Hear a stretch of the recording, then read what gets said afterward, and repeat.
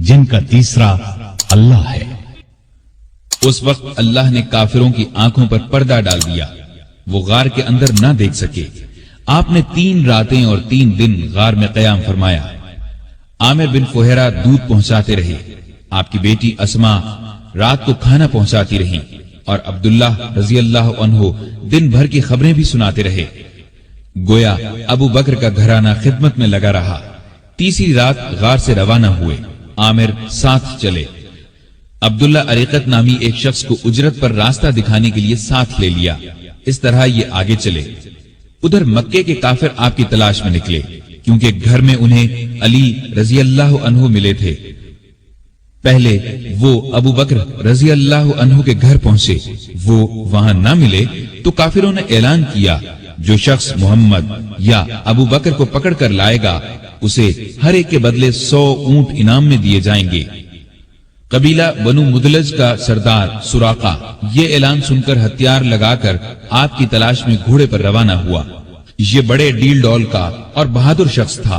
तलाश करते करते इन हजरात के नजदीक पहुंच गया, लेकिन घोड़े ने ठोकर खाई, जमीन पर गिरा, दोबारा सीधा हुआ, फिर गिरा। उधर अबू बकर मुड़ मुड़ कर उसकी तरफ देख रहे थे। बोले, ए अल्लाह के रसूल, हमारा पीछा करने वाला बहुत करीब आ गया है। इस पर नबी करीम सल्लल्लाहु अलैहि वसल्लम ने फरमाया, ला तहज़न इन्नल्लाह मअना, गम न कर, अल्लाह हमारे साथ है। इसके साथ ही सुराका का घोड़ा जमीन में धंस गया। ये देखकर वो पुकारा, मुझे मुआफ कर दीजिए, मैं आपको कोई तकलीफ नहीं पहुंचाऊंगा। आपने दुआ की, घोड़ा निकल आया।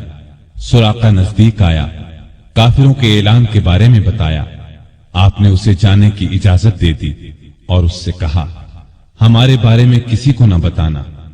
वो लौट गया और आप अपने साथी के साथ आगे रवाना हुए। उधर यसरब यानी मदीना के लोगों को इत्तिला मिल चुकी थी।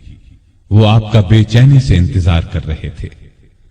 आप 8 दिन तक सफर के बाद कुबा के करीब पहुंचे। कुबा मदीने से 4 किलोमीटर के फासले पर जुनूब मगरिब में एक गांव था। लोगों को आपकी आमद की खबर मिली तो अल्लाहु अकबर के नारे लगाते उमड़ पड़े।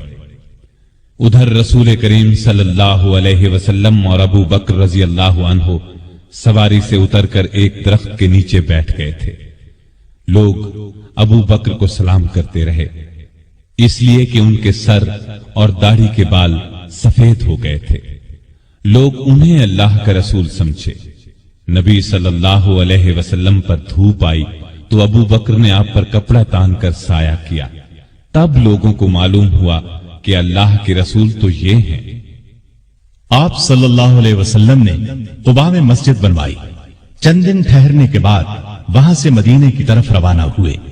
अबू बकर अब भी साथ थे।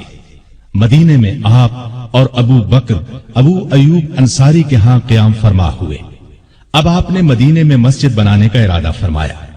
मस्जिद के लिए जो जमीन खरीदी गई उसकी कीमत अबू बकर ने अदा की। तमाम मुसलमानों ने बढ़ चढ़कर मस्जिद की तामीर में हिस्सा लिया। अबू बकर भी किसी से पीछे न रहे। फिर अबू बकर ने अपने घर के बाकी अफराद को भी मक्के से मदीने बुला लिया, लेकिन वालिद और एक भाई ने अभी इस्लाम कबूल नहीं किया था। वो मक्के ही में ठहरे रहे। अबू बकर रज़ियल्लाहु अन्हु की वालिदा भी बूढ़े शौहर की वजह से वहीं रुकी रही। मदीने में आपने अपना काम यानी कपड़े की तिजारत फिर से शुरू कर दी, लेकिन ज्यादा वक्त नबी करीम सल्लल्लाहु अलैहि वसल्लम की खिदमत में बसर करने लगे। आप हर जगह रसूलुल्लाह सल्लल्लाहु अलैहि वसल्लम के साथ जाते। अबू बकर सिद्दीक रज़ियल्लाहु अन्हु ने हर तरह के जिहाद में हिस्सा लिया। दीन की खातिर हर किस्म की सख्तियां बर्दाश्त की। अपना माल अल्लाह के रास्ते में बेदरेग खर्च किया। जान की बाजी लगाकर अल्लाह और उसके रसूल सल्लल्लाहु अलैहि वसल्लम के दुश्मनों से लड़े। आप गज़वा बद्र में शरीक हुए। इस लड़ाई से पहले आपने पुरजोश अंदाज में मुसलमानों से कहा, हम आखिरी दम तक लड़ेंगे। मैदान जंग में नबी करीम सल्लल्लाहु अलैहि वसल्लम बहुत देर तक दुआ करते रहे तो अबू बकर का दिल भर आया और उन्होंने ये अल्फाज कहे, ऐ अल्लाह के रसूल, अब बस कीजिए, آپ بہت دعا مانگ چکے، اللہ آپ سے کیا ہوا وعدہ ضرور پورا فرمائے گا۔ لڑائی کے دوران جو کافر آپ صلی اللہ علیہ وسلم کی طرف بڑھتا، ابو بکر فوراً اس پر حملہ آور ہوتے۔ ابو بکر کے بیٹے عبد الرحمن ابھی مسلمان نہیں ہوئے تھے، کافروں کے لشکر میں موجود تھے۔ کچھ عرصے بعد وہ اسلام لے آئے۔ اس وقت انہوں نے بتایا، ابا جان، بدر کی لڑائی میں آپ میری تلوار کے زد میں آئے تھے، لیکن میں نے وار نہیں کیا تھا۔ یہ سن کر ابو بکر نے فرمایا، لیکن اگر تم میری تلوار کی زد میں آ جاتے تو میں تمہیں ہرگز نہ چھوڑتا۔ اس کے بعد احد کی لڑائی ہوئی۔ اس لڑائی میں مسلمانوں کے ایک دستے کی غلطی کی وجہ سے مسلمانوں کے پاؤں اکھڑ گئے۔ اس وقت کافر چاروں طرف سے آپ صلی اللہ علیہ وسلم پر ٹوٹ پڑے۔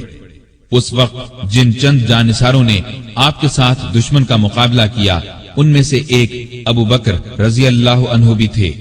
خندق کی لڑائی میں ابو بکر فوج کا ایک دستہ لے کر خندق کے ایک حصے کی حفاظت کرتے رہے۔ بعد میں اس جگہ مسجد بنائی گئی جو مسجد صدیق کے نام سے مشہور ہوئی۔ بیعت رضوان کے موقع پر صلح کی چند شرائط مسلمانوں کو پسند نہ آئیں تو وہ ابو بکر کے پاس آئے اور اپنا خیال ظاہر کیا۔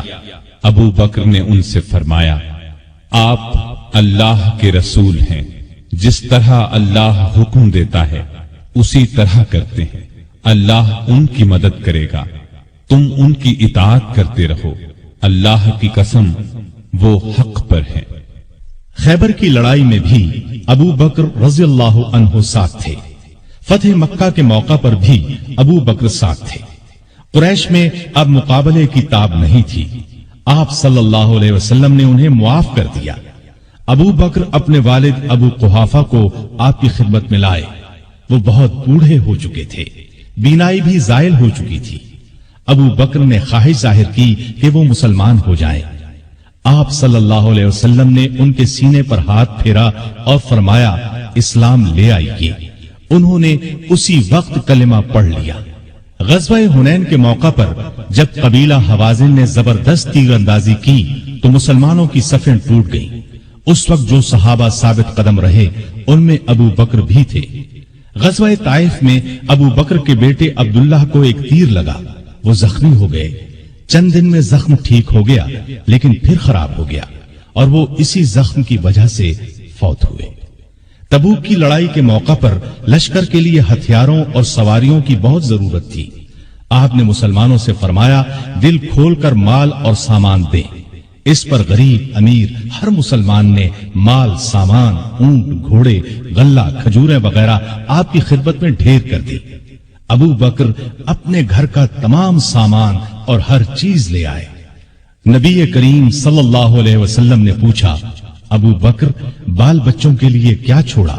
انہوں نے عرض کیا، ان کے لیے اللہ اور اللہ کا رسول کافی ہیں۔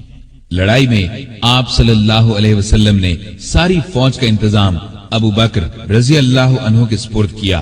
فوج کا بڑا جھنڈا بھی انہی کو دیا۔ تبوک مدینے سے 686 کلومیٹر دور ہے۔ مسلمان تکلیفیں اٹھاتے وہاں پہنچے۔ تبوک سے واپسی کے بعد حج کے دن قریب آئے تو آپ صلی اللہ علیہ وسلم نے ابو بکر کو امیر حج مقرر فرمایا۔ انہوں نے لوگوں کو حج کرایا۔ ہجرت کے 10ویں سال رسول کریم صلی اللہ علیہ وسلم خود حج کے لیے مکہ تشریف لے گئے۔ ابو بکر رضی اللہ عنہ اور ہزارہا مسلمان آپ کے ساتھ تھے۔ آپ کا سامان ابو بکر کی اونٹنی پر لادا گیا۔ 11 ہجری میں آپ نے ایک لشکر شام بھیجنے کے لیے تیار کیا۔ اس لشکر کا سردار آپ نے اپنے ایک پیارے نوجوان اسامہ بن زید رضی اللہ عنہ کو مقرر فرمایا۔ اس لشکر کو بھیجنے کا مقصد یہ تھا کہ روم کے بادشاہ سے موتا کی لڑائی کا بدلہ لیا جائے۔ موتا کی لڑائی 8 ہجری میں ہوئی تھی اور اس میں رومی عیسائیوں کے ہاتھوں نبی کریم صلی اللہ علیہ وسلم کے 12 پیارے صحابہ شہید ہو گئے تھے۔ ان میں اسامہ رضی اللہ عنہ کے والد زید بھی تھے۔ اس لشکر میں ابو بکر رضی اللہ عنہ بھی شریک تھے۔ انہوں نے اس بات کی پرواہ تک نہیں کی کہ ان کا سپہ سالار 18-19 سال کی عمر کا ایک نوجوان ہے۔ دراصل وہ اللہ کے سپاہی تھے اور جو بات اللہ کے رسول صلی اللہ علیہ وسلم کو پسند تھی وہی انہیں بھی پسند تھی۔ حج سے واپسی پر نبی صلی اللہ علیہ وسلم نے مسلمانوں کو یہ خطبہ دیا، اللہ نے اپنے ایک بندے کو اختیار دیا کہ چاہے تو دنیا کی نعمتوں کو قبول کر لے اور چاہے تو اللہ کے پاس جاکر ان نعمتوں کو قبول کرے جو وہاں ملنے والی ہیں، تو اس بندے نے اللہ کے پاس جا کر ملنے والی نعمتوں کو قبول کیا ہے۔ یہ خطاب سن کر ابو بکر رضی اللہ عنہ رونے لگے۔ وہ سمجھ گئے کہ یہ آپ صلی اللہ علیہ وسلم نے اپنے بارے میں فرمایا ہے۔ ہجرت کے 11ویں سال رسول کریم صلی اللہ علیہ وسلم کے مرض میں اضافہ ہو گیا تو آپ نے ابو بکر کو نماز پڑھانے کا حکم فرمایا۔ ابو بکر نمازیں پڑھانے لگے۔ اس دوران میں ایک صبح آپ کو افاقہ محسوس ہوا تو آپ سہارا لے کر مسجد میں تشریف لے آئے۔ ابو بکر نے پیچھے ہٹنا چاہا تو آپ نے اشارے سے فرمایا اپنی جگہ پر رہو۔ پھر آپ نے ان کے ساتھ بیٹھ کر نماز ادا کی۔ ہجرت کے 11ویں سال 12 ربیع الاول بروز پیر آپ صلی اللہ علیہ وسلم نے رحلت فرمائی۔ وہ دن ابو بکر کی زندگی کا سب سے بڑے صدمے کا دن تھا۔ انہوں نے نبی کریم صلی اللہ علیہ وسلم کی پیشانی کو بوسہ دیا اور فرمایا، میرے ماں باپ آپ پر قربان، اللہ آپ پر 2 موتیں جمع نہیں کرے گا۔ جو موت اللہ نے آپ کے لیے لکھ دی وہ آ چکی، اب آپ پر کبھی موت نہیں آئے گی۔ اس وقت صحابہ کی حالت بہت نازک تھی۔ سیدنا عمر فاروق رضی اللہ عنہ ننگی تلوار لیے اعلان کرتے نظر آئے، جو شخص یہ کہے گا کہ رسول اللہ صلی اللہ علیہ وسلم نے وفات پائی، میں اسے جان سے مار ڈالوں گا۔ ابو بکر نے ان کی یہ تقریر سنی تو فرمایا، اے عمر سنبھلو اور چپ ہو جاؤ۔ پھر آپ نے لوگوں کے سامنے تقریر کی، لوگوں، جو شخص محمد صلی اللہ علیہ وسلم کو پوچھتا تھا وہ جان لے کہ محمد صلی اللہ علیہ وسلم وفات پا گئے ہیں، اور جو اللہ کو پوچھتا تھا وہ سمجھ لے کہ اللہ زندہ ہے، وہ کبھی نہیں مرے گا۔ ان الفاظ کے بعد آپ نے قرآن مجید کی یہ آیت تلاوت فرمائی، محمد صلی اللہ علیہ وسلم صرف رسول ہی ہیں، ان سے پہلے بہت سے رسول آ چکے ہیں۔ کیا اگر ان کا انتقال ہو جائے یا شہید ہو جائیں تو تم اسلام سے اپنی ایڑیوں کے بل پھر جاؤ گے؟ اور جو کوئی پھر جائے اپنی ایڑیوں پر تو ہرگز اللہ تعالیٰ کا کچھ نہ بگاڑے گا۔ ان قریب اللہ تعالیٰ شکر گزاروں کو نیک بدلہ دے گا۔ ابو بکر رضی اللہ عنہ کی تقریر سن کر لوگوں کو یقین آ گیا کہ رسول اللہ صلی اللہ علیہ وسلم واقعی ان سے جدا ہو چکے ہیں۔ آپ کی وفات کے بعد مسلمانوں نے متفقہ طور پر جناب ابو بکر صدیق کو خلیفہ چن لیا۔ خلیفہ بنائے جانے کے بعد انہوں نے یہ خطبہ دیا، لوگو، اللہ کی قسم میں نے کبھی تمہارا امیر بننے کی خواہش نہیں کی۔ تم نے ایک ایسا بوجھ مجھ پر ڈال دیا ہے جس کے اٹھانے کی طاقت میں اپنے اندر نہیں پاتا، اور اللہ کی مدد کے بغیر اس کو نہیں سنبھال سکتا۔ میں تم سے بہتر نہیں، اگر سیدھے راستے پر چلوں تو میری مدد کرنا، اور اگر غلطی کروں تو مجھے درست کر دینا۔ یاد رکھو، سچائی امانت ہے اور جھوٹ خیانت۔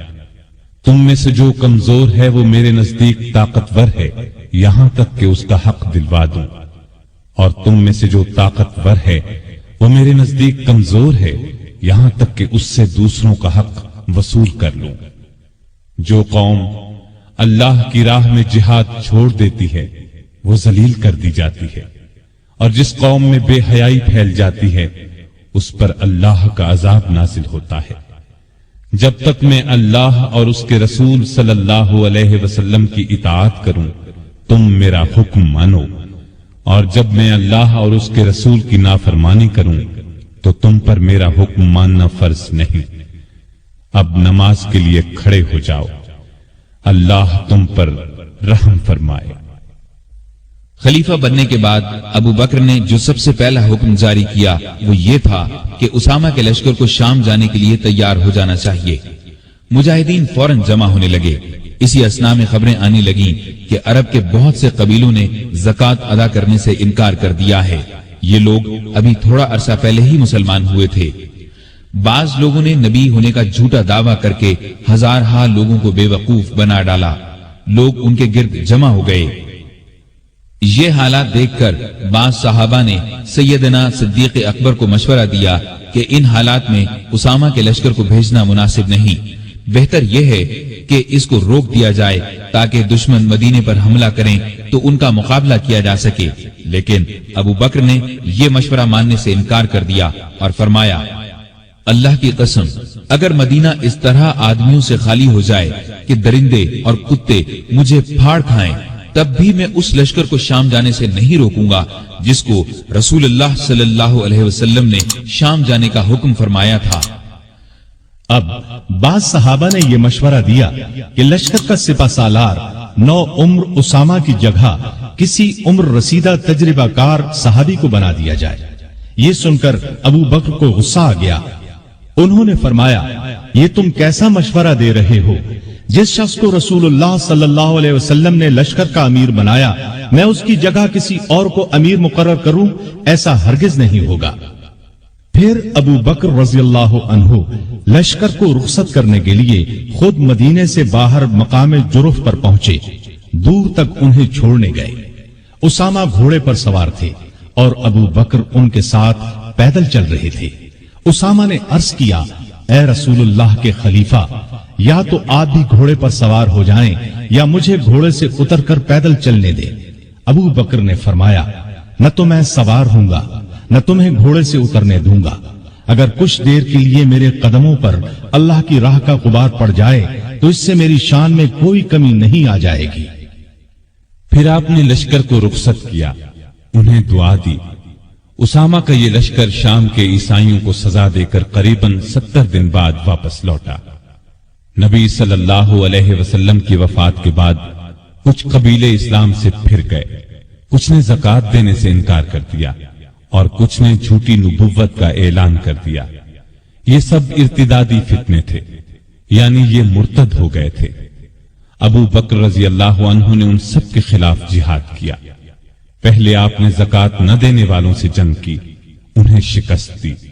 پھر خالد بن ولید اور دوسرے سپہ سالاروں کے لشکر جھوٹے نبیوں کی طرف روانہ کیے۔ مسیلمہ کذاب سب سے بڑا جھوٹا نبی تھا۔ خالد بن ولید کے لشکر نے اسے شکست فاش دی۔ اس لڑائی کو یمامہ کی لڑائی کہا جاتا ہے۔ مسیلمہ بھی اس جنگ میں مارا گیا۔ 10,000 مرتد ہلاک ہوئے۔ مسلمانوں کے لشکر میں سے 1,000 شہید ہوئے۔ اس طرح مرتدوں کی کمر ہمیشہ کے لیے ٹوٹ گئی، ہر طرف امن قائم ہو گیا، اور یہ سب ابو بکر کی غیر معمولی ایمانی طاقت، ہمت اور شجاعت کی وجہ سے ممکن ہوا۔ اس کے بعد آپ کا ایک خاص کارنامہ یہ ہے کہ آپ نے قرآن کو ایک جگہ جمع کروایا، کیونکہ اس وقت قرآن مجید مختلف جگہوں پر لکھا ہوا تھا۔ یمامہ کی لڑائی میں سینکڑوں حفاظ صحابہ شہید ہو گئے تھے، اس لیے ضرورت محسوس ہوئی کہ قرآن کو ایک جگہ جمع کر دیا جائے، چنانچہ یہ کام کیا گیا۔ اس کے بعد ابو بکر روم اور ایران کی طرف متوجہ ہوئے۔ روم اور ایران اس وقت دنیا کی 2 بڑی سلطنتیں تھیں۔ روم والے عیسائی تھے اور ایران کے لوگ مجوسی یعنی آگ کو پوجتے تھے۔ دونوں ہی مسلمانوں کے دشمن تھے۔ نبی کریم صلی اللہ علیہ وسلم نے اپنی زندگی مبارک میں آس پاس کے ملکوں کے بادشاہوں کے نام اسلام کے پیغامات ارسال فرمائے تھے۔ ایک خط ایران کے بادشاہ خسرو پرویز کو بھی بھیجا گیا تھا۔ اس نے آپ کا خط پھاڑ دیا تھا۔ آپ نے یہ خبر سن کر فرمایا تھا، اللہ اس کے ملک کے ٹکڑے ٹکڑے کرے۔ پھر خسرو پرویز کے بیٹے نے اسے قتل کر ڈالا۔ اس کے بعد ایرانی آپس میں لڑنے لگے۔ ایسے میں ابو بکر رضی اللہ عنہ خلیفہ بن گئے تو انہوں نے خالد بن ولید کو سپہ سالار بنا کر ایران کی طرف روانہ کیا۔ خالد بن ولید رضی اللہ عنہ کی ایرانیوں سے 15 کے قریب لڑائیاں ہوئیں۔ ان سب میں اللہ نے انہیں فتح عطا کی۔ اس کے بعد روم کی باری آئی۔ روم کی طرف 4 لشکر روانہ کیے۔ ان کے سپہ سالار ابو عبیدہ بن جراح، یزید بن ابی سفیان، شرحبیل بن حسنہ اور عمر بن عاص مقرر فرمائے۔ ان 4 لشکروں میں 27,000 کے قریب مجاہدین تھے۔ یہ 4 مختلف راستوں سے شام پر حملہ آور ہوئے۔ ساتھ ہی ابو بکر نے خالد بن ولید کو حکم بھیجا کہ وہ بھی ان لشکروں کی مدد کے لیے پہنچے۔ خالد بن ولید شام کے اسلامی لشکر سے آ ملے اور کمان اپنے ہاتھ میں لے لی۔ उधर रूमियों का बड़ा लश्कर अजनादैन के मकाम पर जमा हुआ। खालिद बिन वलीद ने उनका रुख किया और उन्हें बहुत बड़ी शिकस्त दी। अजनादैन से शिकस्त खाकर रूमी यरमूक में जमा हुए। यहां भी जबरदस्त जंग हुई। ये लड़ाइयां अभी जारी थीं कि सैयदना अबू बकर रज़ियल्लाहु अन्हु बीमार हो गए। पहले उन्हें तेज बुखार हुआ, सख्त कमजोरी की वजह से मस्जिद में ना आ सके। सैयदना उमर रज़ियल्लाहु अन्हु को नमाजें पढ़ाने का हुक्म दिया। जब हालत और बिगड़ी तो वसीयत फरमाई, मेरे बाद खलीफा उमर होंगे। ये वसीयत सुनकर बाज सहाबा ने अर्ज की, उमर के मिजाज में सख्ती है। तो अबू बकर ने फरमाया, जब खिलाफत का बोझ सर पर पड़ेगा तो ये सख्ती जाती रहेगी।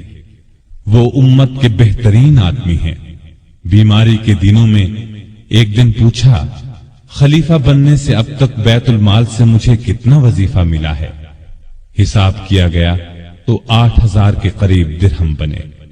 आपने फरमाया, मेरी फलां जमीन बेचकर ये रकम बैतुल माल में जमा की जाए। फिर आपने फरमाया, जब से मैं खलीफा हुआ हूं मेरी जायदाद कितनी बढ़ी है। लोगों ने कहा कि एक हबशी गुलाम है जो बच्चों को खिलाता है, मुसलमानों की तलवारों को साफ करता है और चमकाता है। एक ऊंटनी है जिस पर पानी लाता है और एक मामूली सी पुरानी चादर है। ये सुनकर फरमाया, मेरे मरने के बाद ये सब चीजें नए खलीफा उमर के पास पहुंचा दी जाएं। एक वसीयत ये की कि मेरी कब्र रसूलुल्लाह सल्लल्लाहु अलैहि वसल्लम की कब्र के पास बनाई जाए। अपने कफन के बारे में फरमाया, जो कपड़े मेरे बदन पर हैं उन्हीं में कफन दिया जाए। इस पर आयशा रजी अल्लाह अन्हा ने फरमाया, हम आपके लिए नया कफन क्यों ना खरीदें? जवाब में फरमाया, मुर्दों से ज्यादा नए कपड़ों की जरूरत जिंदों को है। ये भी फरमाया, नबी सल्लल्लाहु अलैहि वसल्लम की वफात पीर को हुई थी, आज पीर है। मुझे उम्मीद है कि मेरी मौत भी आज ही होगी। चुनाचे 22 जमादुल आखिर हिजरत के 13वें साल पीर के दिन अबू बकर रजी अल्लाह अन्हु इस दुनिया से रहलत कर गए। कफन दफन उनकी वसीयत के मुताबिक हुआ। वफात के वक्त उम्र 63 साल थी। खिलाफत की मुद्दत 2 साल 3 माह 11 दिन है। खलीफा बनने से पहले कपड़े की तिजारत करते थे। जिस रोज खलीफा बनाए गए उससे अगले रोज कपड़े के थान कंधे पर रखकर बाजार की तरफ निकले। उमर ने देखा तो अर्ज की, अगर आप तिजारत करते रहे तो मुसलमानों के काम कौन सर अंजाम देगा? इस तरह मुसलमानों के मशवरे से आपका वजीफा मुकर्रर हुआ। ये इतना था जितना एक आम आदमी का खर्च होता है। वफात के वक्त ये भी अपनी जमीन फरोख्त करके बैतुल माल में जमा कराने की वसीयत कर दी। इस वसीयत के मुताबिक जब ये रकम बैतुल माल में जमा कराने के लिए सैयदना उमर फारूक की खिदमत में लाई गई तो उमर रो पड़े। आपकी शक्ल नूरानी, कद दरमियाना, जिस्म दुबला पतला, रंग गोरा था। लिबास बहुत सादा पहनते। इबादत का बहुत शौक था। दिन को रोजा रखते, रात को क़याम करते। तिलावत के वक्त इतना रोते कि दाढ़ी तर हो जाती। कुरान और हदीस के बहुत बड़े आलिम थे। आपसे मरवी 42 अहादीस हैं। लिखना पढ़ना भी जानते थे। मुख्तलिफ औकात में 5 शादियां की। 3 बेटे और 3 बेटियां थीं। उनके नाम ये हैं, अब्दुल्लाह, अब्दुर्रहमान, मुहम्मद, अस्मा, आयशा और उम्मे कुलसूम रज़ी अल्लाह अन्हुम। घर वालों से बहुत मोहब्बत करते थे, लेकिन सबसे ज्यादा नबी करीम सल्लल्लाहु अलैहि वसल्लम से मोहब्बत करते थे। इस मोहब्बत का अल्फाज में बयान नामुमकिन है। हर वक्त अपनी जान नबी करीम सल्लल्लाहु अलैहि वसल्लम पर कुर्बान करने के लिए तैयार रहते थे। आप सल्लल्लाहु अलैहि वसल्लम भी हर वक्त उन्हें अपने साथ रखते। कोई बात उनसे छुपा कर नहीं रखते थे। आप सल्लल्लाहु अलैहि वसल्लम की खिदमत में सहाबा जुड़कर बैठते थे, लेकिन अबू बकर के लिए जगह छोड़ दी जाती थी। जब वो अपनी जगह पर आकर बैठते तो आप उनकी तरफ रुख कर लेते थे। आप सल्लल्लाहु अलैहि वसल्लम फरमाया करते थे, अबू बकर तमाम लोगों में मुझे सबसे ज्यादा प्यारे हैं। آپ صلی اللہ علیہ وسلم نے کئی بار انہیں جنت کی بشارت دی. ایک مرتبہ فرمایا ابو بکر حوض کوثر پر میرے ساتھ ہوں گے. ایک مرتبہ نبی کریم صلی اللہ علیہ وسلم نے 10 صحابہ کے نام لے کر فرمایا کہ یہ جنتی ہیں. ان میں پہلا نام ابو بکر صدیق کا لیا. ابو بکر صدیق غریبوں اور محتاجوں کی بہت مدد کرتے تھے. اللہ کے راستے میں خرچ کرنے میں سب کو پیچھے چھوڑ دیتے تھے. اللہ کا خوف اس قدر تھا کہ حساب کے دن کا خیال آنے پر کانپ جاتے تھے. فرمایا کرتے تھے کاش میں ایک تنکا ہوتا, کسی کو کوئی بات کہہ دیتے تو فوراً اس سے معافی مانگ لیتے. لوگوں کو سلام کرنے میں پہل کرتے تھے. پرہیزگاری تو حد درجے کی تھی. ایک دن آپ کا غلام کھانے کی کوئی چیز لایا. آپ نے اس میں سے کچھ کھا لیا, لیکن کھانے کے بعد غلام نے آپ سے پوچھا آپ کو معلوم ہے کہ آپ نے جو کھایا ہے وہ کیا ہے؟ آپ نے فرمایا بتلاؤ یہ کہاں سے آیا ہے؟ اس نے بتایا کہ زمانہ جاہلیت میں ایک شخص نے مجھ سے کچھ منتر پڑھوایا تھا, یہ اس کی اجرت ہے.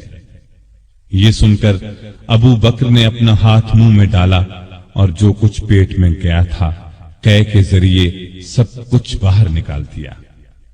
مزاج میں بہت عاجزی تھی. خلیفہ بننے سے پہلے محلے والوں کی بکریوں کا دودھ دو دیتے تھے. خلیفہ بننے کے بعد بھی یہ معمول نہ چھوڑا. لوگوں کو بہت اچھی اچھی نصیحتیں کرتے رہتے تھے. فرماتے ہیں مصیبت کی جڑ انسان کی گفتگو ہے. عقل مند کی پہچان یہ ہے کہ وہ زیادہ باتیں نہیں کرتے. سچائی امانت اور جھوٹ بددیانتی ہے. کسی مسلمان کو حقیر نہ جانو. جس قوم میں بری باتیں عام ہو جائیں تو اللہ اس کو مصیبت میں ڈال دیتا ہے. ہر اچھے کام کے ثواب کا ایک اندازہ ہے, لیکن صبر کا ثواب بے اندازہ ہے. گناہ سے توبہ کرنا ضروری ہے, لیکن گناہ سے بچنا اس سے بھی زیادہ ضروری ہے. اس دن پر رو جو تیری عمر سے گزر گیا اور تو نے اس میں کوئی نیکی نہیں کی. اللہ تعالیٰ اس وقت تک نفلی عبادت قبول نہیں کرتا جب تک کہ تم فرض ادا نہ کرو.